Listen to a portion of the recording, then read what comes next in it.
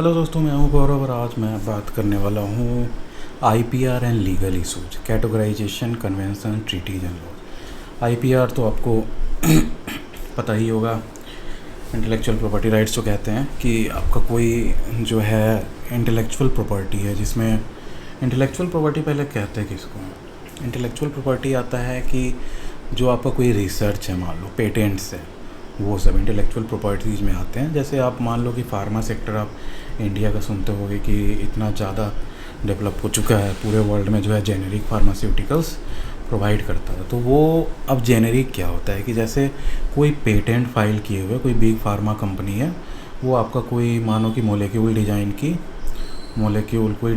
मान लो कि मोलेक्यूल है या डिज़ाइन हुआ है, तो उसको पेटेंट दिया जाता है। अगर नया मोलेक्यूल है, किसी जो है मेडिसिन सेक्टर में बहुत अच्छा रिवोल्यूशन है, कुछ सा न्यू मोलेक्यूल है, मेडिसिन है, तो उसको पेटेंट दिया जाता है मान लो कि जैसे 20 ईयर्स के लिए। तो 20 ईयर्स तक उसका जो है फॉर्मुलेशन कैसे मैन्युफैक्चर किया जा रहा है, प्रोसेस वगैरह कोई और आदमी नहीं यूज करता है। तो उसी को 20 ईयर्स बाद जो है सो पेटेंट जो होता है सो ये एक्सपायर हो जाता है। तो उसके बाद जो जेनेरिक फार्मास्यूटिकल कंपनीज है वो वैसा सेम टू सेम बना के बेचने लगती है। तो ये सब आईपीआर में होता है। तो अब डेफिनेशन देखते हैं। Intellectual property rights and legal issues are critical topics for library professionals, specially in the context of managing providing access to information. Understanding the categories, convention, treaty, law associated with IPR is essential for ensuring compliance and fostering an environment that respects creator rights.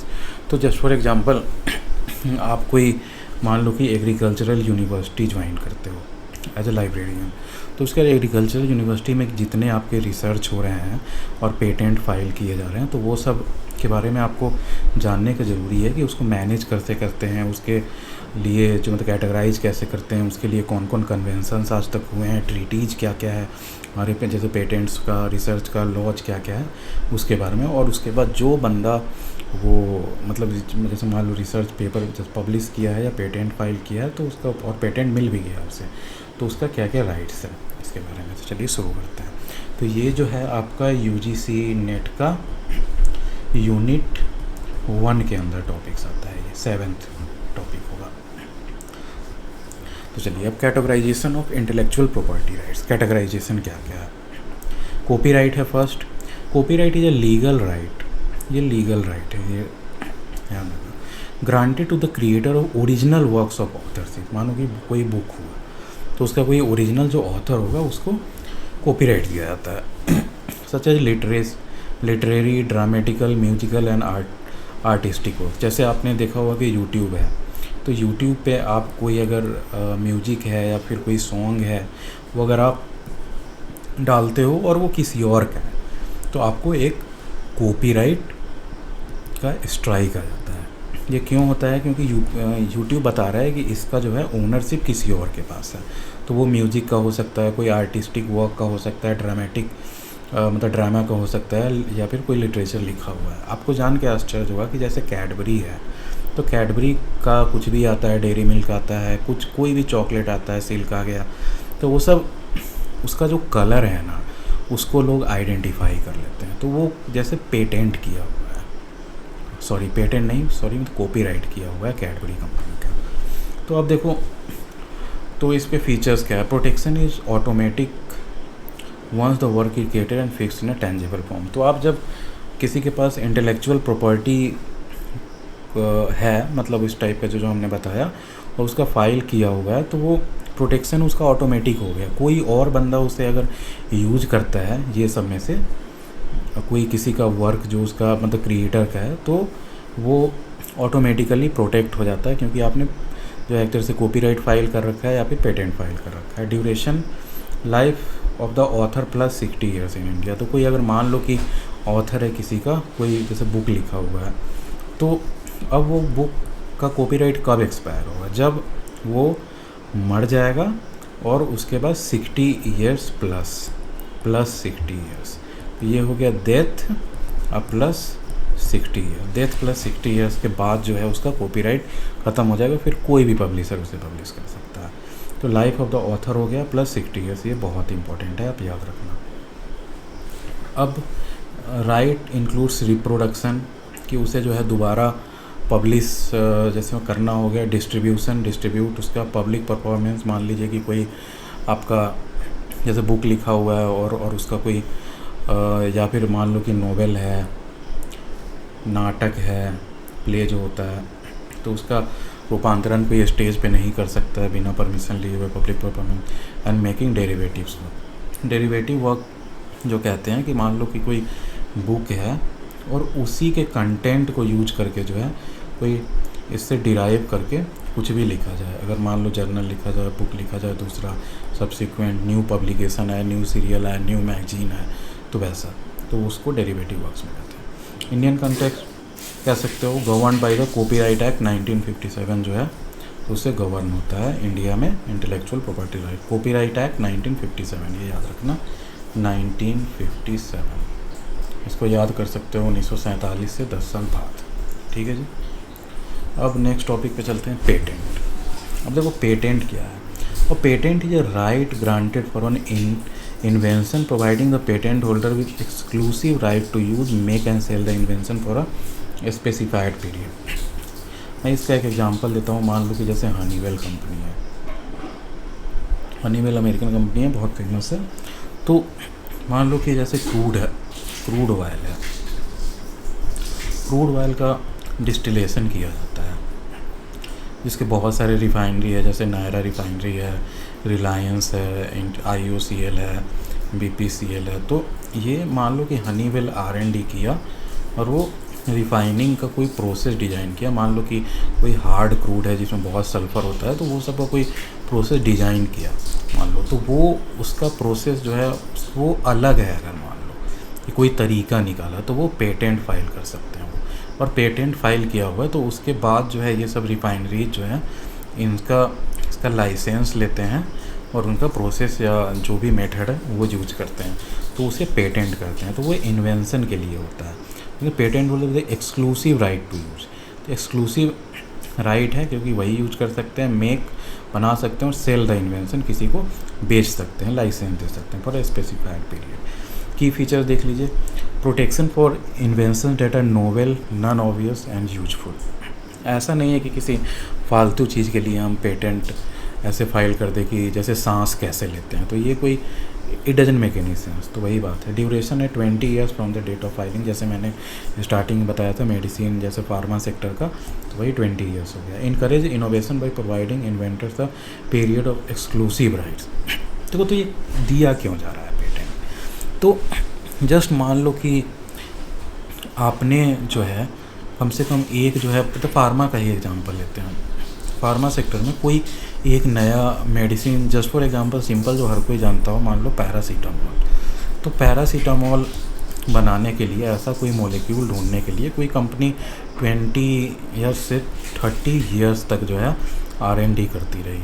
R&D में बहुत खर्च आता है। कभी आप R&D sector में जाके देखिए, एक एक जो है मतलब केमिकल कोई है जो इसको जैसे स्टैंडर्ड कहते हैं, तो स्टैंडर्ड्स देखोगे आप इतना महंगा आता है कि 10-10 ml का कभी कभी जो है 1-1 लाख रुपए प्राइस होता है। तो वैसे आपको यूज करना है, उतने इक्विपमेंट चाहिए, उतना जो है आपको जैसे आपके पास साइंटिस्ट होने चाहिए, रिसर्च स्कॉलर होने चाहिए, JRF SRF, कितना चीज़ है ना। तो वो सब अगर आप कुछ डेवलप कर रहे हो इतना मतलब जैसे स्पेंड करके, तो उसके बाद अगर आपने मतलब पब्लिश किया कोई जैसे प्रोडक्ट बना दिया, तो उसके बाद अगर सारी कंपनीज अगर उसे सेम टू सेम आइडिया तो सबको लग गया है कि जैसे पैरासीटामोल कैसे बनता है और मतलब कैसा मोलिकुलर स्ट्रक्चर है, और तो मतलब किसी और मेथड से भी लोग तो बना ही सकते हैं ना। अगर जैसे पता चल गया कि ये जो मोलिक्यूल है वो फीवर में हेल्प करता है, अगर वो जो है आपको किसी भी क्षेत्र में अगर मतलब पेन रिलीफ में हेल्प करता है कोई भी, तो कोई भी बना सकता है। तो अगर वो सारे लोग फ्री में यूज करना चाहें, तो जो आदमी डेवलप किया है उसे तो घाटा है ना। वो अगर मान लो कि जैसे 10,000 करोड़ जो है मतलब जैसे स्पेंड किया उतने टाइम में, तो उसके बाद 10,000 करोड़ का कुछ तो निकलना चाहिए ना। तो इसीलिए वो पेटेंट फाइल करने के बाद तो एक्सक्लूसिव राइट्स दिया जाता है कि इतने साल तक जो है 20 ईयर्स तक केवल आप ही यूज कर सकते हो, है ना। आप ही यूज कर सकते हो या फिर आप सेल कर सकते हो। ठीक है जी। अभी इंडियन कॉन्टेक्स्ट में देखते हैं, govern by the patents act 1970। ये आप याद रखना। देखो एक कॉपीराइट एक्ट था 1957, ये था 1970। तो ये हो गया एक 1957। ये आपको याद रखना है कि आज़ादी से 10 ईयर्स बाद कॉपीराइट एक्ट। और उसके बाद ये जो है आप ऐसे याद कर सकते हो कि 1971 में बांग्लादेश आज़ाद हुआ था, तो 1971 से 1 ईयर पहले पेटेंट। ठीक है जी, पेटेंट्स एक्ट जो है गवर्नमेंट ऑफ इंडिया का। अब देखो ट्रेडमार्क्स जो कहते हैं, जैसे ट्रेडमार्क आप दिखोगे कुछ, जैसे मान लो कि लिख दिया डाबर और उसके बाद टीएम देखते होगे कि लिख देता है, तो ये ट्रेडमार्क है कि वो ट्रेडमार्क जो है कोई और आदमी नहीं यूज़ कर सकता है। तो ट्रेडमार्क बनाया क्यों गया?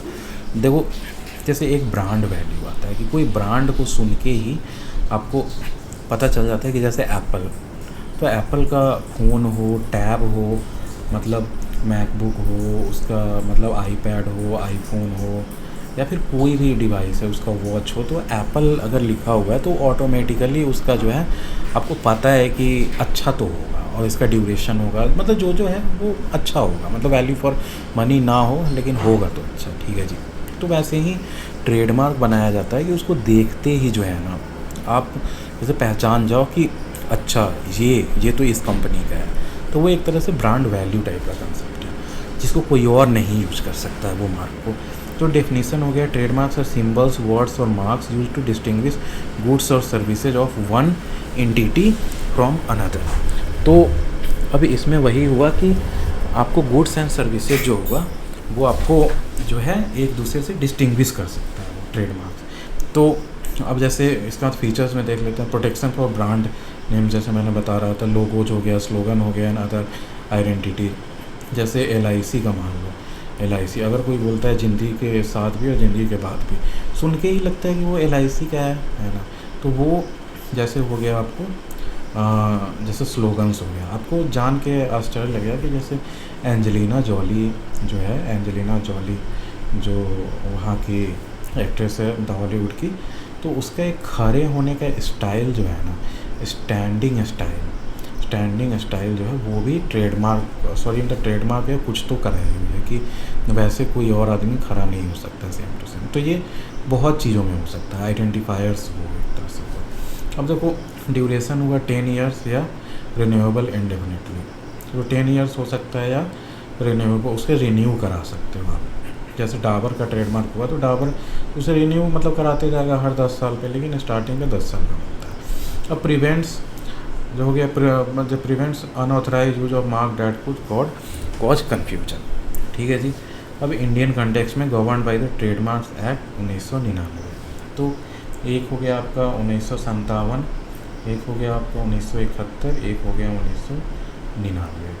तो ये मैं इसलिए बार बार लिखवाते चल रहा हूँ कि आपको याद रहे। ये उन्हें जैसे 1957 में हमारा था कॉपीराइट एक्ट, 1971 में हो गया पेटेंट का, उसके ट्रेडमार्क्स का 1999 में। ये 2000 से 1 साल पहले, ये 1 साल बाद था ये आज़ादी वाला बांग्लादेश का। तो आप ये इसलिए मतलब ऐसे भी अगर क्रोनोलॉजिकली आपको करना हो तो ये समझ सकते हैं कि पहले जो है देखो आदमी के इंडिया में जैसे लिटरेचर वगैरह ही था, तो उसके बाद जैसे इसके लिए आ गया कॉपीराइट एक्ट, फिर आया जैसे एक तरह से जैसे कंट्री डेवलप हुआ तब से पता चला तो कि यार ये सब इम्पोर्टेंट है, R&D वगैरह, तो ये आया जैसे पेटेंट्स एक्ट। ठीक है जी, 1957 हो गया। फिर तो ये 1971 में फिर आपको आया कि यार जैसे और ज़्यादा अमीर हुआ तो यार ब्रांड भी बहुत मैटर करता है, ब्रांड हो गया। तो उसके बाद जो हुआ 1999 में ट्रेडमार्क आ गया। ठीक है जी।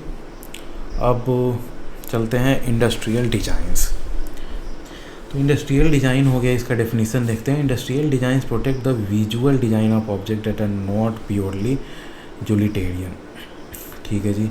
जैसे मान लो कि क्रायोजेनिक इंजन है, क्रायोजेनिक इंजन, ये तो खैर जैसे पेटेंट में भी इसके जो जैसे बहुत सारे पेटेंट होंगे, इसमें मैं बताता हूँ जस्ट फॉर एग्जांपल। मान लो कि थार है, महिंद्रा की थार, तो इसको जो है तो वहाँ पे ऑस्ट्रेलिया में जो है लॉन्च करने में कुछ दिक्कत आ रहा था, ऐसा आप न्यूज़ देखना है, ऐसा कुछ हुआ था। तो उसका दिक्कत आ रहा था, क्यों दिक्कत आ रहा था? क्योंकि उसका डिज़ाइन जो है ना तो जीप से मिलता था, और जीप का ऐसा कुछ जो किया हुआ है इंडस्ट्रियल डिज़ाइन में, तो देखो वही हुआ, डेफिनेशंस हुआ। Industrial design protect the visual design of object that are not purely utilitarian. Key features हो गया, covers the aesthetic aspects such as shape, configuration and surface pattern, वही हो गया। ड्यूरेशन हो गया 10 years, expandable by 5 years, extendable. तो जैसे आपका मतलब कॉपीराइट में क्या था, कॉपीराइट में था आपका डेथ और प्लस 60 ईयर्स। पेटेंट्स हो गया आपका 20 ईयर्स। उसके बाद आपका था ट्रेडमार्क्स था। ट्रेडमार्क्स ये पहले होगा 10 ईयर्स प्लस ये होते जाएगा हर 10 ईयर्स पे रिन्यू। उसके बाद आपका आ गया इंडस्ट्रियल डिज़ाइन हो गया 10 ईयर प्लस 5 ईयर। तो ये सब याद रखना है, ये सब मैच द फॉलोइंग में कभी कभी आता है, या हो सकता है कि आपको जैसे दे दिया जाता है कि only 1 and 2 is correct, only 3 is correct, इस टाइप से। ये सब में सब इम्पॉर्टेंट है। तो इंडियन एक्सपेक्ट में देखो तो industrial design by the design act 2000 में, ठीक है जी। अब जोग्राफिकल इंडिकेशन, अब GI टैग देखो। अब GI टैग किसको कहते हैं, तो जोग्राफिकल, जैसे इसका बेस्ट अगर एग्जांपल कहा जाए तो वो आप वाइन वगैरह का ले सकते हैं। वाइन हो गया, शैम्पेन हो गया, टकीला हो गया। जैसे इसमें कहा गया है कि टकीला जो है ना, सो मैक्सिको का एक शहर है, उसी में कोई ख़ास प्लांट है ना, तो वो विलेज से बना हुआ, या विलेज कह लो, शहर कह लो, बाउंड्री कह लो, तो उसके अंदर जो वहीं का बना हुआ कोई चीज़ है ना, तो वही टकीला उसको कहा जाएगा, ठीक है जी। वैसे ही शैम्पेन मतलब फ्रांस का कुछ ऐसे ही है। वैसे ही जो आपका मतलब अलग अलग जगह का जो है ना, ये सब जैसे ब्रांड टाइप बना दिया गया है, ठीक है जी। तो उसको GI इंडिकेटर कहते हैं, ठीक है जी। जोग्राफिकल ओरिजिन के बेस पे जो होता है, जैसे इंडिया में भी मगही पान हो गया, फिर आपको हल्दी है, कितना हल्दी है, वो सबको GI टैग दिया गया है। मिथिला पेंटिंग हो गया, ये सबको रसगुल्ला के लिए जो अभी चल रहा था उड़ीसा वेस्ट बंगाल में झगड़ा, तो ये सब इसमें आता है। तो ये किस लिए है कि क्योंकि देखो जैसे मान लो कि बासमती राइस हुआ, तो अब मान लो कि हमारा बासमती राइस इंडिया का है, कोई ख़ास, वो इंडिया में ही इस प्लेस का ही बासमती राइस ओरिजिनल होता है। तो अब जस्ट इमेजिन करो कि जैसे बांग्लादेश के कुछ फार्मर हैं, तो वो दूसरा कोई चावल उपजा के और मतलब बासमती राइस के नाम से बेचने लगे, तो हमारा एक्सपोर्ट वगैरह होता है या दूसरे देश में जा रहा है या इंडियंस ही खरीद रहे हैं, तो उन्हें डाउट तो होगा ना कि यार मतलब ओरिजिनल बासमती क्या हुआ, और उन्हें जो जिस चीज़ के लिए वो पे कर रहे हैं वो जैसे एक तरह से नहीं मिल पाया, मतलब ओरिजिनल जो उसका फ्लेवर होना चाहिए, अरोमा होना चाहिए, कितनी लंबाई हो रही है राइस की वगैरह वगैरह, तो वहाँ पे डिफरेंस आता है। और देखो इंडियन कंटेक्स्ट में ये होगा कि यहाँ के जो फार्मर हुए उसको ओरिजिनल जैसे बासमती राइस का मान लो कि डिज़ाइन हाइपोथेटिकली मान लो कि जैसे मतलब 20 लाख kg है, तो अब वो 20 लाख kg अगर इनके पास से जाता तो इनको इनकम होता जो ओरिजिनल बेचते तो। लेकिन अब हो क्या रहा है कि आपके नाम से कोई और आदमी बासमती राइस कुछ और बेच रहा है, तो इसलिए जो है GI जोग्राफिकल इंडिकेटर्स का ये जो है कंसेप्ट लाया गया। GI is a sign used on products with a specific geographical origin possessing qualities of a reputation due to their origin, ठीक है जी। अब की फीचर्स हो गया, protects products with unique characteristic link their place of origin, सही बात है। Duration हो गया 10 ईयर्स, रिन्यूएबल इंडेफिनिटली, तो ये याद रखना। GI हो गया 10 प्लस रिन्यूएबल होते रहेगा। तो इंडियन कंटेक्स्ट में देखो govern by the geographical indications of goods and service act 1990, ठीक है जी। तो ये याद रखो 1999 में ही पेटेंट वाला भी हुआ और ये भी हुआ, सॉरी पेटेंट वाला नहीं, द ट्रेडमार्क वाला, और ये भी हुआ। पेटेंट वाला तो आपका 1971 से एक किया था 1970। तो अब चलते हैं इंटरनेशनल कन्वेंशंस एंड ट्रीटीज़ क्या क्या है इसमें। देखो burn convention for the protection of literary and artistic works, burn convention जो है ये देख लो, इस्टेब्लिश 1886 में हुआ था। की फीचर्स है, ensures protection for works in all member countries without the need of formal registration. देखो इसका मीनिंग ये हुआ कि अब देखो मान लो कि हमारे यहाँ कोई चीज़ को दिया गया है, अगर वो पेटेंट दिया गया, ठीक है जी, या फिर कॉपीराइट दिया गया, तो हमारे यहाँ तो मान लो कोई जैसे अगर पब्लिश किया तो उसे पुलिस जो है सो अरेस्ट कर सकती है या उस पर केस हो सकता है। लेकिन अगर वही लिटरेरी वर्क है या कोई आर्टिस्टिक वर्क है और वो दूसरे देश में तो जाकर जैसे पब्लिश कर ही सकता है, मान लो कि यूरोप में, तो वहाँ तो हम नहीं बोल सकते हैं ना कि जो है मतलब यहाँ की पुलिस जाके या फिर यहाँ का देश बोलेगा कि देखो हमारे यहाँ ये है, तो ये सब में बहुत झंझट होगा। तो इसीलिए एक कन्वेंसन किया गया जिसका बर्न कन्वेंसन नाम था। तो वो protection of literary and artistic work पे किया गया था 1886 में। ठीक है जी, 1886 में। तो ये याद कर लो, बहुत पहले का है, 1900 से भी पहले का, 86 में। उस समय भी ये जो है ये सब चीज़ को ध्यान रखा जाता था कि आपका जो ओरिजिनल वर्क है उसका जो है वो प्रोटेक्टेड होना चाहिए। ठीक है जी। तो ये कन्वेंसन हुआ था, तो उसी में एक फॉर्मल रजिस्ट्रेशन जो है ना, without the need of formal registration, मतलब आपके यहाँ अगर फाइल किया हुआ है उसका कॉपीराइट है तो दूसरे देश में भी जो मेंबर कंट्रीज है वहाँ पे जो है ऑटोमेटिकली माना जाएगा। Protection for the life of the author plus 50 years. 50 year जैसे हमारे यहाँ 60 है, और ये मतलब ऑन एन एवरेज जो है वो 50 जैसे माना गया, थोड़ा ऊपर नीचे हो सकता है। Focuses on copyright harmonisation and protection, वही जो मैंने बताया कि इसका कॉपीराइट जो है प्रोटेक्ट होना चाहिए। अब देखो पेरिस कन्वेंशन जो है 1883 का है, वो है for the protection of industrial property. देखो ये आगे पीछे है, आप सोच रहे हो कि 1883 वाला मैंने पहले क्या नहीं लिखा, जो ज़्यादा इम्पोर्टेंट है वो मैंने ज़्यादा फोकस दिया है उस पर पहले लिख के। तो देखो Paris convention for the protection of industrial property 1883 का है ये। तो ये हुआ था 1883 में। इसके फीचर्स देख लेते हैं। Protection of industrial property, patents, trademarks and industrial design. तो ये इंडस्ट्रियल प्रॉपर्टी जो होगा इसमें पेटेंट्स जो मैंने बता दिया, ट्रेडमार्क्स जो मैंने बता दिया, और इंडस्ट्रियल डिजाइन जैसे मैंने एग्जाम्पल दिया था, तो उसको प्रोटेक्ट करने के लिए। तो कोई ये वाला हुआ आपका लिटरेरी एंड आर्टिस्टिक वर्क के लिए, ये आप याद रखना। जो बर्न कन्वेंशन हुआ था 1886 में, जिसमें लिटरेरी एंड आर्टिस्टिक वर्क पे ध्यान दिया गया था, और इसमें 50 ईयर्स वाला इसलिए हो गया। और ये जो पेरिस कन्वेंशन हुआ था ये इंडस्ट्रियल प्रॉपर्टी के लिए हुआ, प्रोटेक्शन ऑफ इंडस्ट्रियल प्रॉपर्टी, जो आपका डिज़ाइन हुआ इंडस्ट्री का। तो ये सब जो है आपका इकोनॉमी वगैरह से जुड़ा है, कोई इंडस्ट्री से जुड़ा है, मैन्युफैक्चरिंग इंडस्ट्री हो गया, और मतलब IT सेक्टर तो खैर उस समय था नहीं, लेकिन जो भी मतलब फार्मा सेक्टर हो गया, ये सब से रिलेटेड। तो अब देखो protection of industrial property, patent, trademark, industrial design हो गया। Provides national treatment for IP holders in member country, जो मैंने जैसे यहाँ एक्सप्लेन किया था। और introduce the concept of priority right for patent application. ठीक है जी। अब चलते हैं ट्रिप्स एग्रीमेंट। ये भी बहुत इंपॉर्टेंट है क्योंकि ये मतलब मॉडर्न एग्रीमेंट्स में आता है। Trips agreement very very important है। तो ये देख लो 1994 में इस्टेब्लिश हुआ था। अब ये है trade related aspect of intellectual property right. तो कोई इंटेलेक्चुअल प्रॉपर्टी राइट तो मैंने एक्सप्लेन कर दिया आपको कि कैसे मतलब पेटेंट हो गया, ट्रेडमार्क हो गया, कॉपीराइट हो गया, इंडस्ट्रियल डिज़ाइन हो गया, ये सब। तो अब इसका ट्रेड कैसे करोगे, है ना। एक के पास अगर मान लो कि आपके पास एक क्रायोजेनिक इंजन बनाने का डिज़ाइन है और वो दूसरी मेंबर कंट्री या दूसरी कंट्री चाह रही है कि आप इसे सेल कर दो, तो वो कैसे होगा ना, उस पर ज़्यादा फोकस करता है। तो ट्रिप्स एग्रीमेंट हो गया trade related aspect of intellectual property right, established हो गया 1994 में। तो key features the part of the world trade organisation agreement, WTO जो है उसके एग्रीमेंट में। क्यों?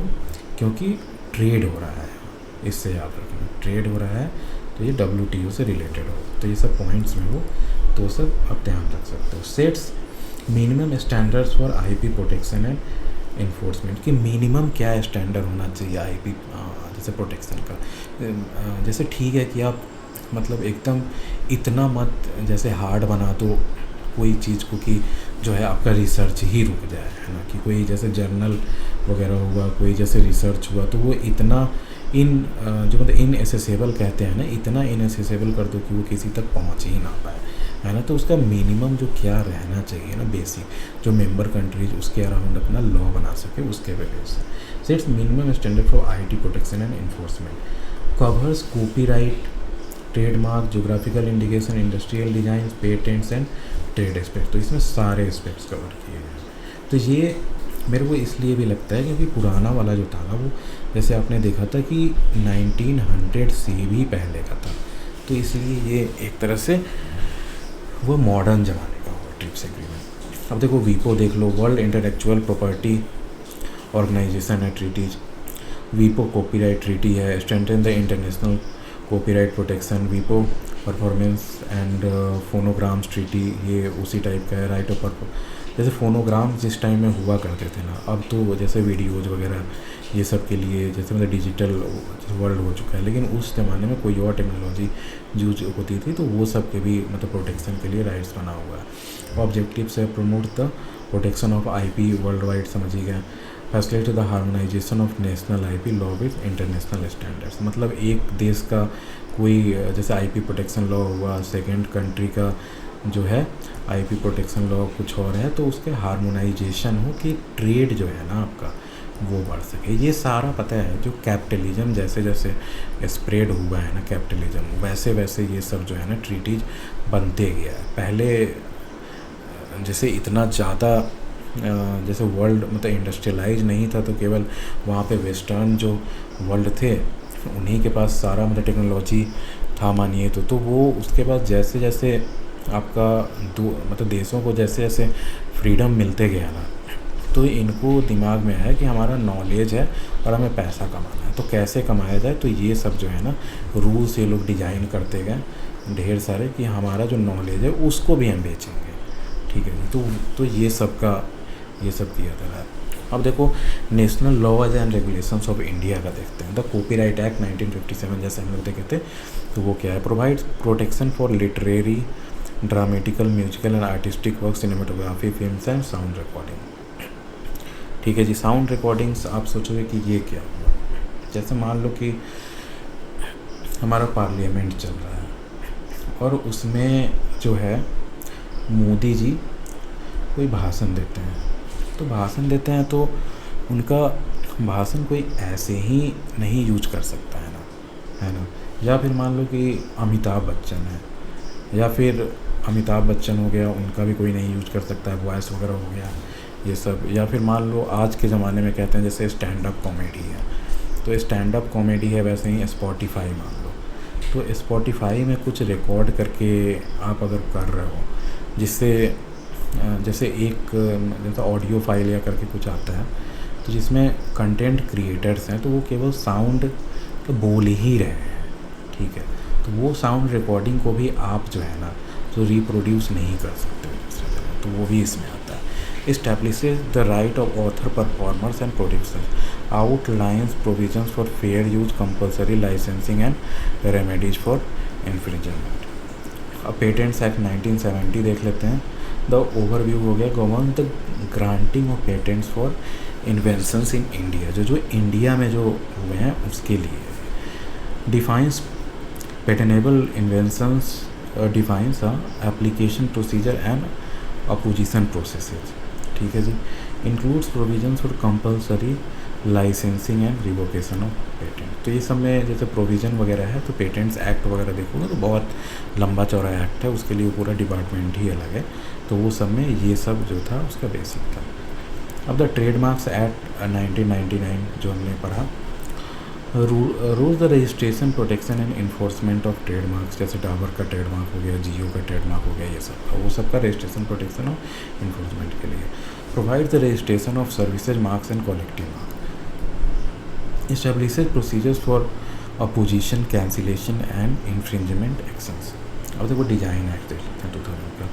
Protects the aesthetic aspects of industrial design, aesthetic जैसे एस्पेक्ट में समझ सकते हो कि आप पता है कोका कोला ये सब का जो स्टील वाला जो डिज़ाइन होता है ना, जैसे कैन का डिज़ाइन हो गया, फिर मतलब कोका कोला का अगर मान लो कोई अलग टाइप का वो लोग बोतल ऐसा डिज़ाइन किया, कुछ मतलब अलग टाइप का डिज़ाइन, तो ये सब भी जो है ना वो पेटेंट में आता है, डिज़ाइन एक्ट के अंदर होता है इसका protection. Define the scope of protection, application procedure and infringement remedies, promotes innovation in design. तो अब कोई डिज़ाइन अगर ऐसा कोई नया अगर आप अलाउ ही मतलब उसे प्रोटेक्ट नहीं करोगे, दूसरा कोई यूज करने लगेगा, तो उसके बाद लोग डिज़ाइन करना भी छोड़ देंगे, है ना, इसलिए इसको प्रोटेक्शन जरूरी है।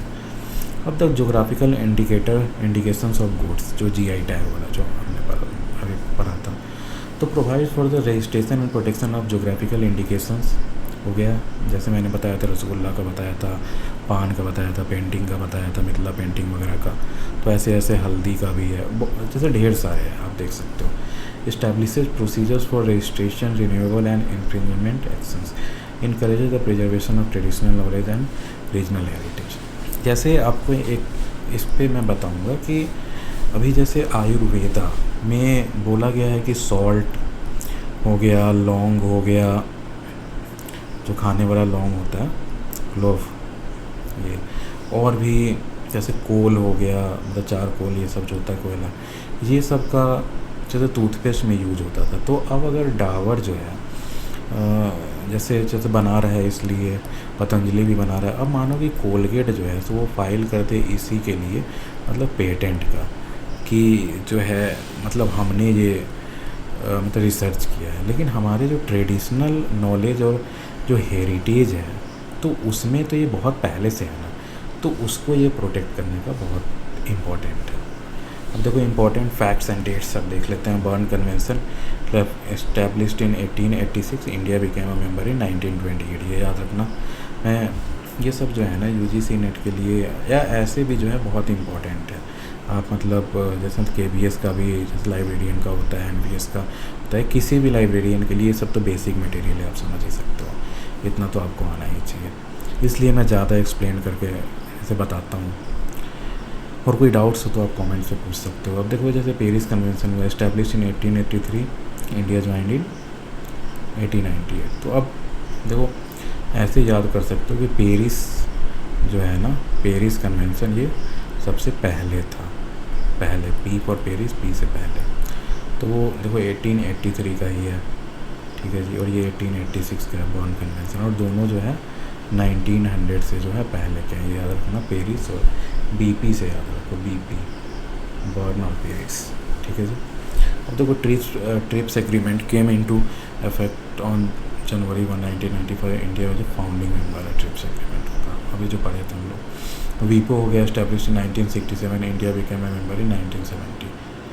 जो कॉपीराइट एक्ट तो पता ही चल गया, 1957 में अमेंडमेंट, लेटेस्ट अमेंडमेंट 2012 में हुआ था। पेटेंट्स एक्ट 1970 पढ़ लिया हम लोग। ट्रेडमार्क्स एक्ट 1999 रिप्लेस किसको किया गया था, मर्चेंडाइज मार्क्स एक्ट, ये पक्का अंग्रेज का बनाया रहा 1958, अच्छा नहीं 1958 का था, उसको रिप्लेस करके ट्रेडमार्क्स एक्ट बनाया था। डिजाइंस एक्ट 2000 का हो गया, replace by previous designs act 1911, ये अंग्रेज का बनाया हुआ था। जोग्राफिकल इंडिकेशंस एक्ट हो गया 1999 का, केम इनटू इफेक्ट इन 2003। उसके बाद आप देख सकते हैं मोदी जी के आने के बाद जो है बहुत सारे को जीआई टैग दिया गया है। तो अब कंक्लूजन यही है कि ये सब जो आपको पढ़ना जो है बहुत इम्पोर्टेंट है। तो फिर आप जो है अब नेक्स्ट टॉपिक हम जल्दी ही लाएंगे, तो आप सब वीडियो को ज़रूर शेयर कीजिए फ्रेंड्स से, सब्सक्राइब कर दीजिए और बेल आइकन आप दबा सकते हैं कि मैं जल्दी वीडियो लाता रहूँगा, और बहुत सारी वीडियो लाने वाला हूँ मैं यूजीसी नेट के लिए और बाकी कॉम्पिटिटिव एग्ज़ाम्स के लिए। तो thank you, have a nice day. अब देखो ये सब तो आप लोग जान ही लिए।